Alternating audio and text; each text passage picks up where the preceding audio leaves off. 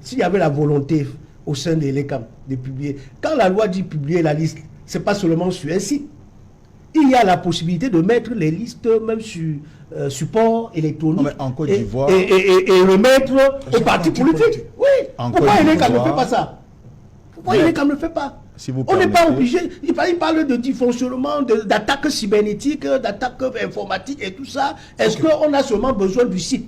On a besoin, les partis politiques ont besoin de la liste nationale. Donc, la liste nationale mise sur support électronique peut être remise aux partis politiques et leur permettre de faire le travail de contrôle de l'authenticité de la liste. À partir de l'élection présidentielle de 2018, nous avons compris l'importance du fichier électoral parce que c'est la matière première, c'est le matériau essentiel de base sur lequel on doit se fonder pour aller aux élections. Et c'est le matériau qui doit donner une crédibilité à l'élection, qui doit rendre l'élection fiable. Parce que si le fichier électoral n'est pas crédible, s'il n'est pas authentique, il y a de fortes probabilités qu'on ait une élection biaisée, qu'on ait une élection pas transparente.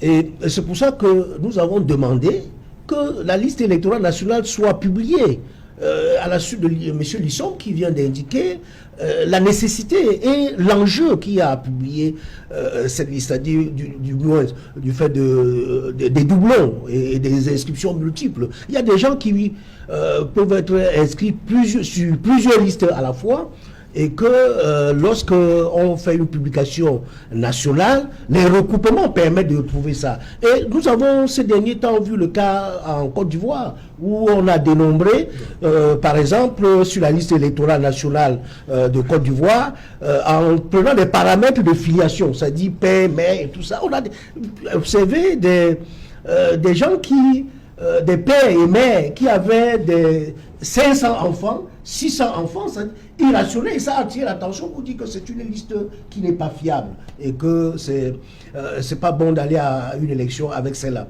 C'est pour ça qu'au Cameroun, nous avons décidé de mener ce combat. Et ce combat, il est mené dans deux axes. Le premier axe est judiciaire et que le MRSC dirige cet axe-là. Et vous avez relevé aussi. Il y a l'axe mené par la société civile. Et nous saluons l'engagement d'Abdourahmane, qui était le premier à déclencher la procédure devant le tribunal de grande instance de Yaoundé en saisissant le président par requête et qui s'est déclaré incompétent. Donc, sur l'axe judiciaire, nous avons saisi le Conseil constitutionnel qui a donné une décision à motivation alambiquée et capillotratée, c'est-à-dire tirée par les cheveux. Lorsque vous lisez ces motivations, vous ne comprenez rien, vous vous rendez compte qu'il y a un déni de justice. Parce que le Conseil constitutionnel ne peut pas dire que le contentieux préélectoral commence seulement à partir de la convocation du corps électoral. C'est pas sérieux. Et lorsque le Conseil constitutionnel nous renvoie devant la Cour d'appel, la Cour d'appel aussi se déclare incompétent en indiquant que non, c'est le président du tribunal de grande instance que Abdourahmane avait déjà saisi. Donc le président du tribunal de grande instance de Foundi, qui a été déjà saisi. La Cour d'appel nous renvoie maintenant devant cette instance.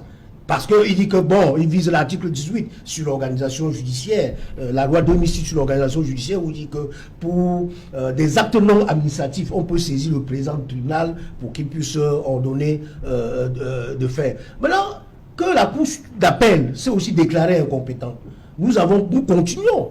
Nous avons saisi la Cour suprême. Nous avons fait pouvoir à la Cour suprême. Et devant la Cour suprême, nous espérons qu'elle accédera à nos moyens. Parce que là, au niveau de la Cour suprême, on juge le droit.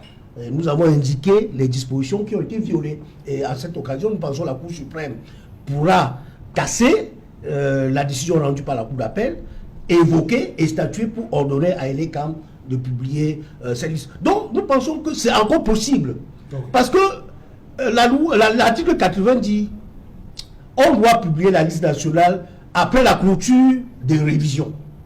Et ici, la révision, comme nous sommes en année électorale, la révision pourra prendre fin dès la convocation du corps électoral.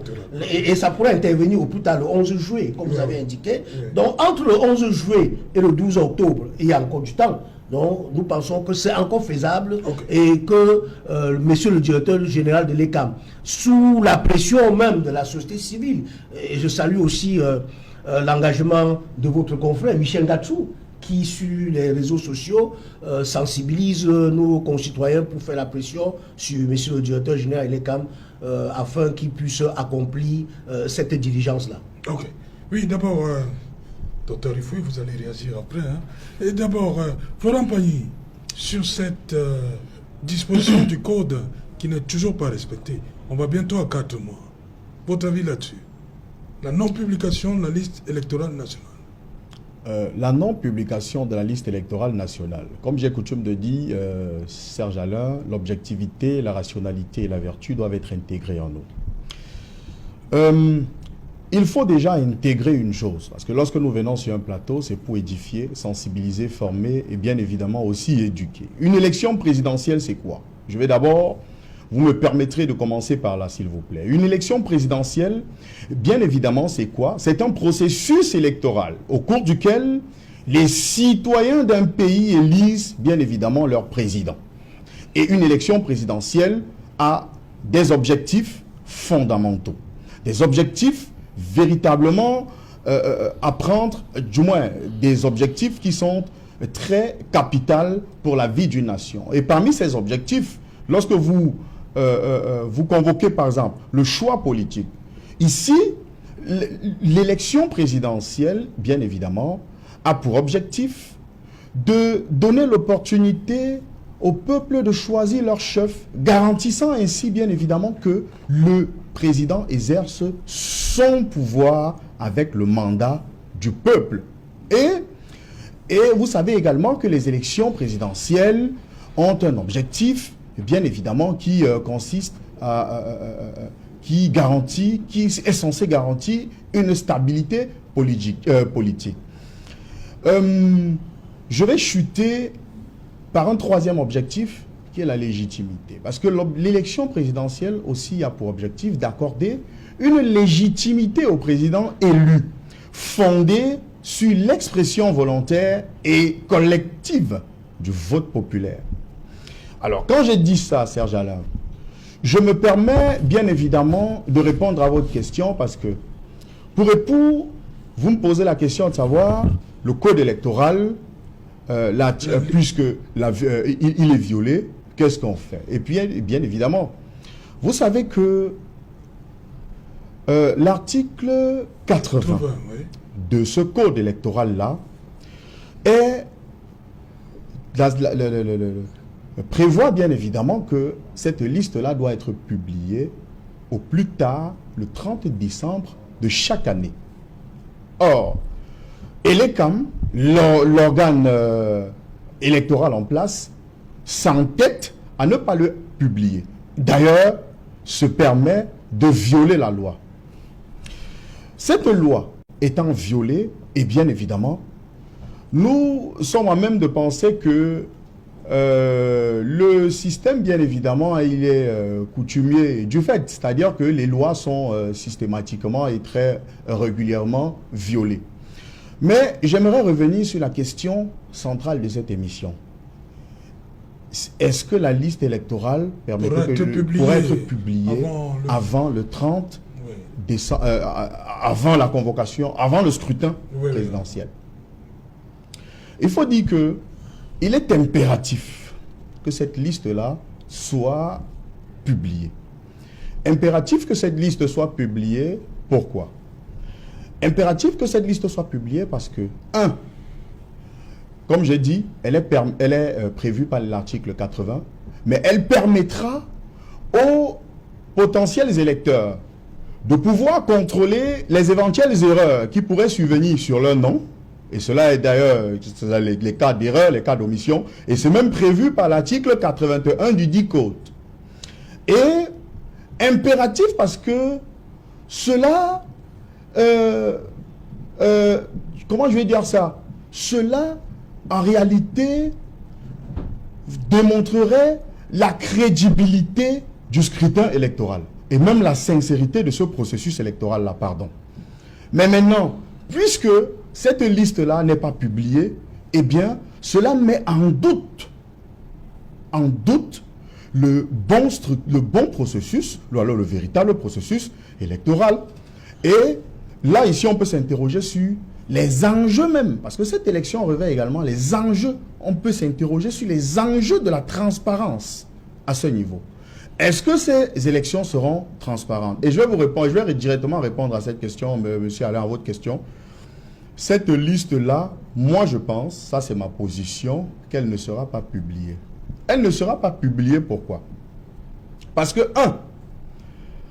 cela irait à l'encontre des intérêts d'Elections Cameroun. Vous savez que Elections Cameroun, qui est censé être un organe indépendant, pour moi n'est pas indépendant.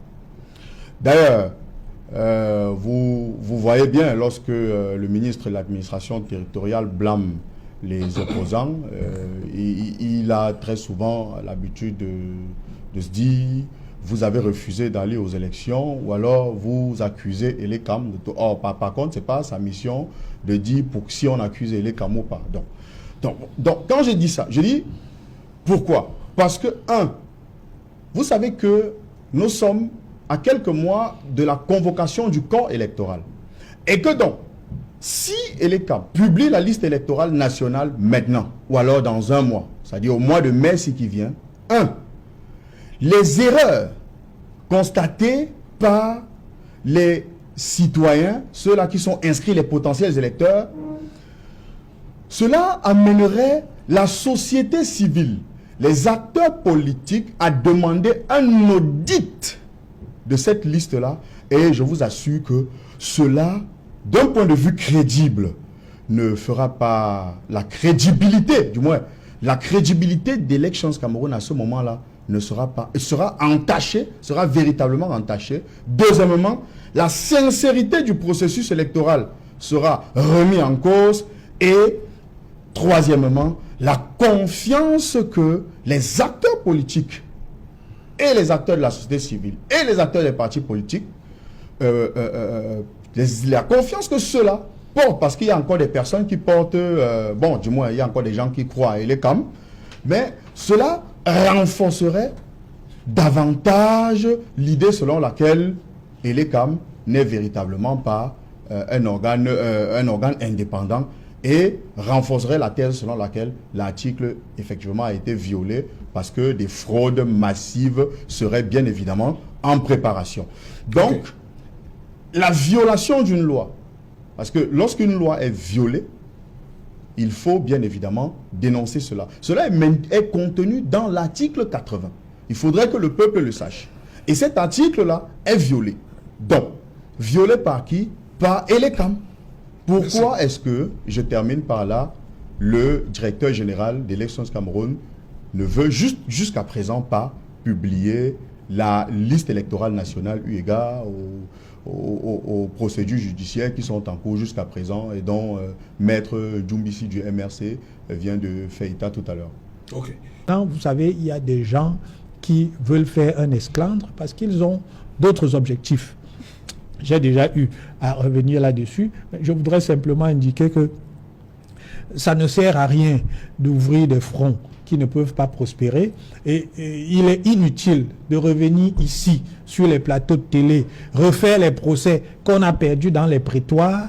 Je suis désolé pour Maître Djoumbissi. Votre plaidoirie, gardez-la pour la prétoire. Monsieur Serge Alain n'est pas un président de tribunal. Il vous écoute par politesse, mais vous ne pouvez pas venir ici traiter les décisions des membres du Conseil constitutionnel, des décisions capillotractées. Moi, je ne voudrais pas vous insulter parce que ça, c'est une insulte à l'endroit des sages qui siègent là-bas, et vous ne devriez pas vous permettre de traiter ces décisions. Les décisions, nous les avons tous lues et on les a commentées. Et certains, qui sont d'ailleurs avocats, comme vous, au sein du MRC, ont fini par reconnaître que, oui, peut-être, on ne s'était pas très bien pourvu. Commencez par identifier clairement quels sont les problèmes, et voyez-vous bien, peut-être que vous finirez par avoir gain de cause. Et quand vous êtes bien pourvu, préparez vos plaidoiries pour les tribunaux devant lesquels vous avez esté. Laissez les plateaux de Serge Alain, ils ne sont pas devenus des tribunaux, et ceux qui nous écoutent ne sont pas des juges, donc ils ne vous donneront pas raison, malheureusement. La liste, elle peut être publiée. Nous souhaitons tous qu'elle soit publiée, parce que je vous rappelle d'ailleurs que moi, à titre personnel, quand la liste a été rendue publique, je me suis rendu compte que mon changement d'inscription n'avait pas été pris en compte. C'est à ce moment-là que je m'en suis rendu compte. Donc, ça m'a aidé moi aussi. Je suppose que de nombreux membres du RDPC ont pu faire ces vérifications-là. Donc, cessez de faire comme si vous avez le monopole de ce débat ou comme si c'était une condition irréfragable sans laquelle l'élection n'aura pas lieu. On souhaite que ce soit fait. Je crois d'ailleurs que lors de la dernière réunion de l'ECAM, le directeur général de l'ECAM a demandé à ses personnels de tout faire pour que les choses se passent bien, afin que le scrutin soit un scrutin, comme vous l'avez indiqué vous-même, apaisé, et que ceux qui ont perdu aient l'élégance de féliciter le vainqueur à l'issue du scrutin. Voilà. Mandy Bézi, Oui, réaction. je suis vraiment navré d'entendre M. Rifoué s'attaquer directement sur ce plateau, s'attaquer à ma personne sur ce plateau, en m'invectivant de ce que j'ai commenté une décision de justice. Je pense que c'est pas, peut-être, je peux lui pardonner un peu ça parce qu'il n'est pas juriste. Et je voudrais lui rappeler que les décisions de justice, lorsqu'elles sont définitives, comme celle du Conseil constitutionnel, donnent lieu à commentaires et donnent lieu à opinion. Parce que c'est les commentaires des doctrinaires et des acteurs de la justice qui amènent l'institution à progresser. Donc, dans ce sens, nous continuons à dire que cette décision n'a pas de fondement. Parce que, s'agissant de la décision du Conseil constitutionnel, nous avons bien indiqué que le contentieux préélectoral ne peut pas commencer seulement après la convocation du corps électoral. Mais vous avez indiqué c'est comme vous dites, c'est une opinion, ce n'est pas une doctrine. La révision des listes est une étape préparatoire à l'élection et est intégrée dans la phase préélectorale. Phase préélectorale, vous dites bien, pas phase électorale. Donc il y a une phase préélectorale. Bien sûr, il y a une phase préélectorale. Donc le contentieux préélectoral, vous considérez que le contentieux préélectoral égale au contentieux électoral, c'est ça? Il y a le contentieux électoral qui est divisé en deux phases. Si vous voulez, je vous l'explique en deux phases. Il y a la phase préélectorale. Je veux savoir si vous mettez un signe égal entre phase électorale et phase préélectorale. Il y a deux phases. Il y a la phase préélectorale et la phase post-électorale. Les deux phases du contentieux électoral. Peut-être que vous ne connaissez pas. Moi, j'ai appris au contentieux électoral. C'est pas votre domaine. Je suis désolé pour vous. Je suis désolé pour vous. La loi considère les inscriptions comme étant des opérations préélectorales pour lesquelles justement le Conseil n'a pas à connaître de son contentieux. C'est pour ça qu'on vous a débouté. Vous nous dites que vous êtes juriste. Ayez la modestie. Le droit, c'est la lecture des textes. Quand vous avez une lecture qui est aussi biaisée que celle-là, ne vous drapez pas derrière le fait que vous êtes juriste. Monsieur Rifoué, je vous ai écouté gentiment.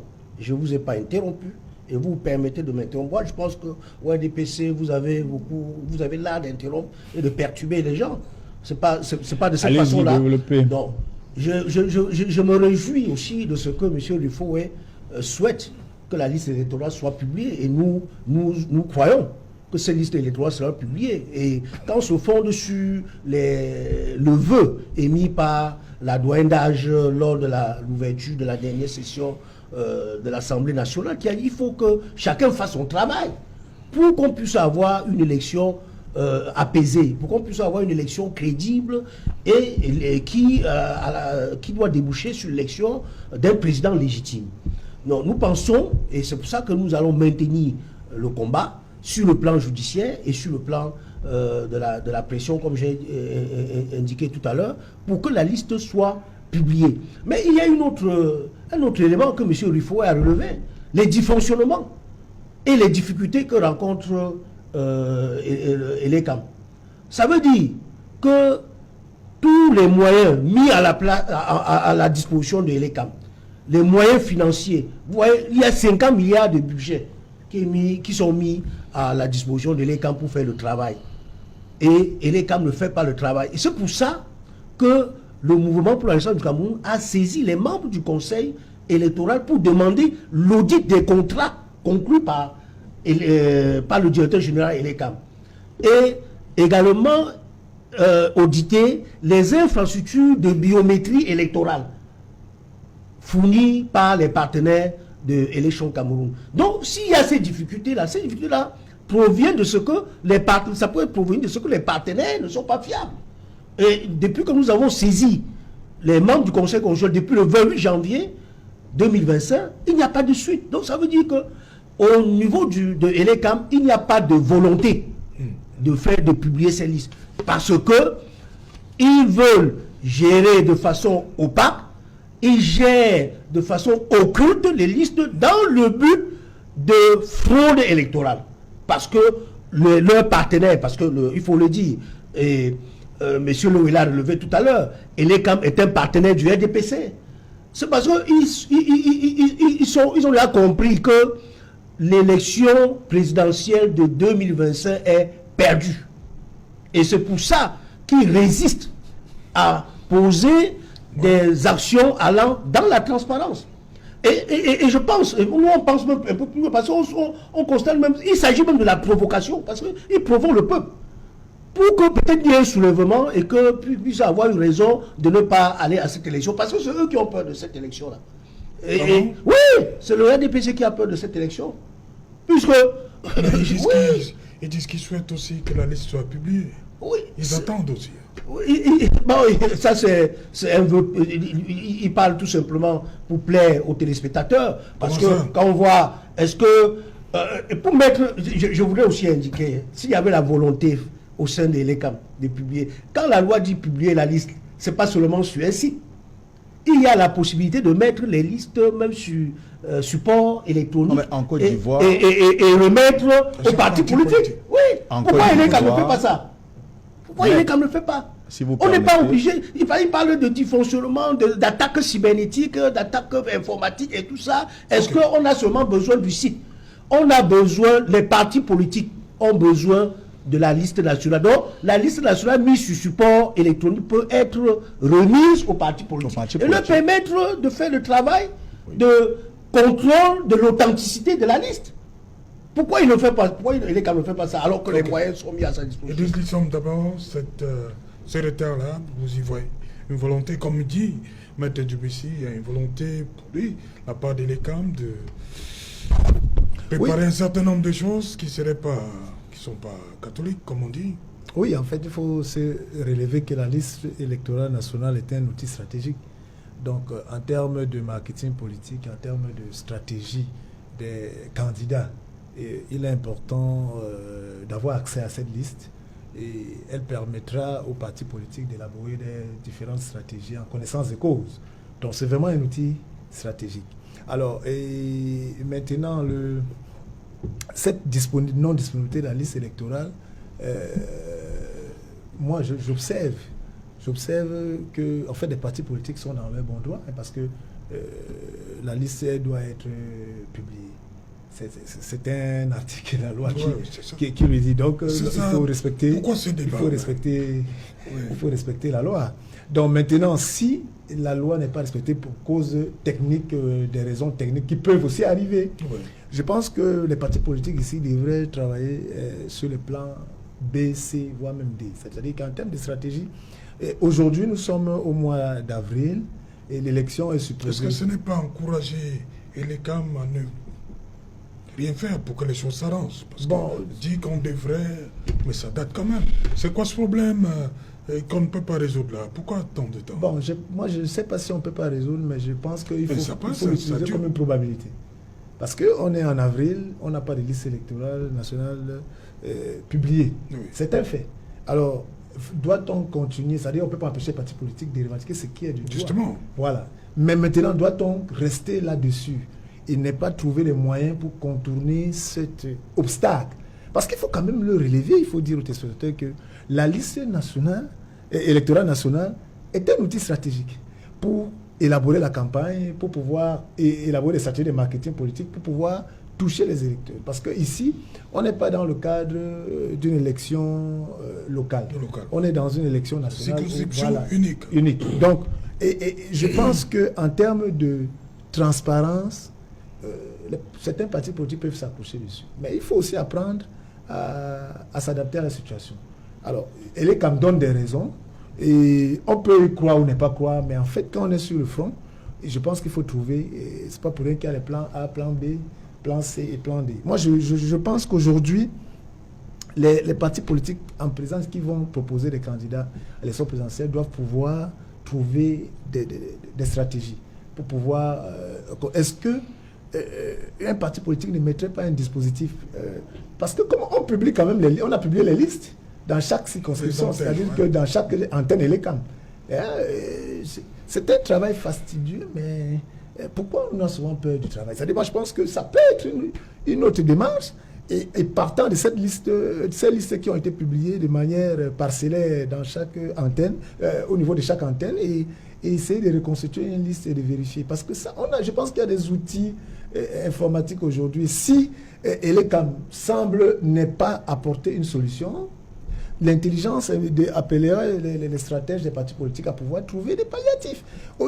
Ça n'enlève pas le fait qu'il faille continuer à mettre la pression à Elecam de faire son job, puisque la loi le prescrit. Mais je dis qu'il faut trouver des contournements, il faut trouver d'autres éléments, d'autres moyens.